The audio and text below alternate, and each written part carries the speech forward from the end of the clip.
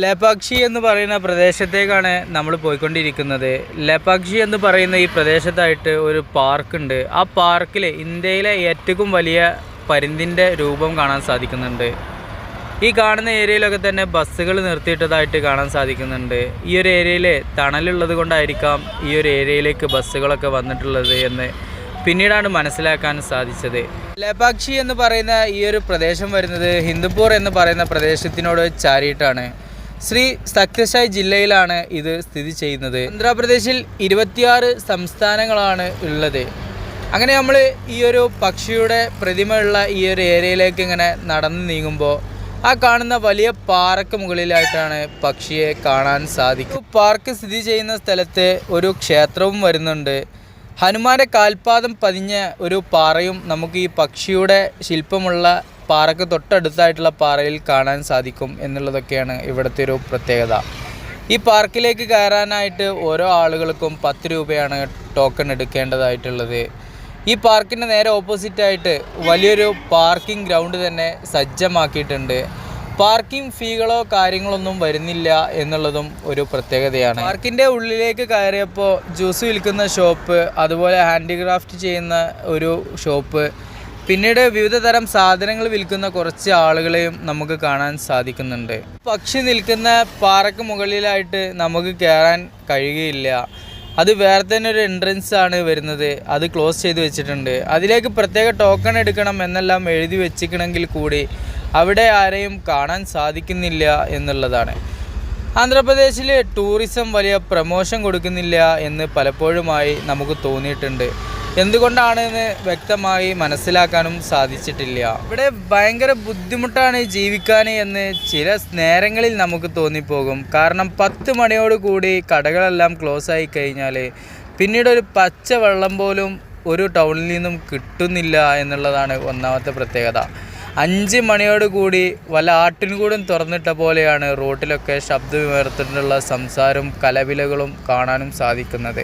മുകളിൽ കയറി ചുറ്റുപാടും നോക്കുമ്പോൾ ഇതുപോലത്തെ മനോഹരമായിട്ടുള്ള കാഴ്ചകളാണ് നമുക്ക് കാണാൻ സാധിക്കുന്നത്. ഓളത്തിലും താളത്തിലുമുള്ള മലനിരകൾ, അതുപോലെ തന്നെ ഒഴിഞ്ഞു കിടക്കുന്ന ഒരുപാട് പ്രദേശങ്ങൾ, പാർക്കിൻ്റെ ചുറ്റുപാടും ഒരുപാട് മരങ്ങൾ കൊണ്ടൊക്കെ തന്നെ അലങ്കരിച്ച് വെച്ചതും കാണാൻ സാധിക്കുന്നുണ്ട്. ഇത്രത്തോളം വലിപ്പം ഈ ഒരു പക്ഷിക്കുണ്ടായിരുന്നു എന്നുള്ളത് ഇവിടെ നിന്ന് നോക്കുമ്പോഴാണ് നമുക്ക് മനസ്സിലാക്കാൻ സാധിക്കുക. അങ്ങനെ ഹനുമാന്റെ കാൽപാദമുള്ള സ്ഥലത്തേക്കാണ് നമ്മൾ പോയിക്കൊണ്ടിരിക്കുന്നത്. ഇവിടങ്ങളിലൊക്കെ തന്നെ എന്തൊക്കെയോ എഴുതി വെച്ച കാര്യങ്ങളൊക്കെ നമുക്ക് കാണാൻ സാധിക്കുന്നുണ്ട്. ഭയങ്കര ചൂടാണ് ഈ ഒരു പ്രദേശത്ത് ഇപ്പോൾ അനുഭവിച്ചു കൊണ്ടിരിക്കുന്നത്. ഈ പാറയിൽ നിന്ന് കിട്ടുന്ന ആ ഒരു തണൽ മാത്രമേ ഇവിടങ്ങളിൽ ഉള്ളൂ. ഇവിടേക്കൊക്കെ കയറുമ്പോൾ വെള്ളം കരുതുന്നത് നല്ലതായിരിക്കും. ലേപാക്ഷി ടെമ്പിളിനോട് ചാരിയിട്ടാണ് ഈ ഒരു ഏരിയ വരുന്നത്. ആ ആളുകൾ നോക്കി നിൽക്കുന്ന ആ ഒരു പ്രദേശത്താണ് ഹനുമാന്റെ കാൽപാദം കാണാൻ സാധിക്കുന്നത്.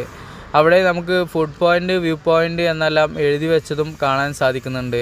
ലേപാക്ഷിയുടെ എല്ലാ ഏരിയയും ഇവിടെ നിന്ന് കാണാൻ സാധിക്കുന്നത് കൊണ്ടായിരിക്കാം വ്യൂ പോയിൻ്റ് എന്നുള്ളത് കൊടുത്തിരിക്കുന്നത് എന്നാണ് മനസ്സിലാക്കാൻ സാധിച്ചത്. ഈ റൗണ്ട് ചെയ്ത് വെച്ചിട്ടുള്ളതാണ് ഹനുമാന്റെ കാൽപാദം എന്നാണ് ഇവിടെ വിശ്വസിച്ച് വരുന്ന കാര്യങ്ങൾ. ഇവിടെ വന്ന് കാണുമ്പോഴാണ് ആ ഒരു പരുന്തിൻ്റെ ഭംഗി നമുക്ക് കറക്റ്റായിട്ട് മനസ്സിലാക്കാൻ സാധിക്കുന്നത്. ലോങ്ങിൽ നിന്ന് നോക്കുമ്പോൾ ഒരു കറുത്ത സാധനമാണെങ്കിൽ ഇവിടെ നിന്ന് നോക്കുമ്പോൾ വിവിധ തരം വർണ്ണങ്ങളിൽ അലങ്കരിച്ച ഒരു പക്ഷിയെയാണ് കാണാൻ സാധിക്കുന്നത്. ആന്ധ്രാപ്രദേശിലെ ശ്രീ സത്യസായി ജില്ലയിലാണ് ഹിന്ദുപൂർ എന്ന് പറയുന്ന പ്രദേശം സ്ഥിതി ചെയ്യുന്നത്.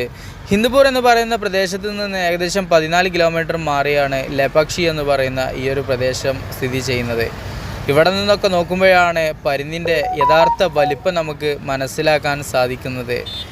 അവിടേക്ക് കയറാനുള്ള ആ ഒരു കോണി അടച്ചിട്ടിട്ടുണ്ട്. 10 രൂപ എൻട്രൻസ് ഫീ എന്നെല്ലാം കൊടുത്തിട്ടുണ്ടെങ്കിലും ആരെയും കാണാനില്ല. ഈ ഒരു പാറയ്ക്ക് മുകളിലാണ് ആ ഒരു പക്ഷിയുടെ ശില്പം ചെയ്തു വെച്ചിട്ടുള്ളത്. ഈ ഒരു ഏരിയയാണ് ഞാൻ പറഞ്ഞ ആ ഒരു ടിക്കറ്റ് എടുത്ത് കയറേണ്ടതായിട്ടുള്ള ആ ഒരു ഏരിയ.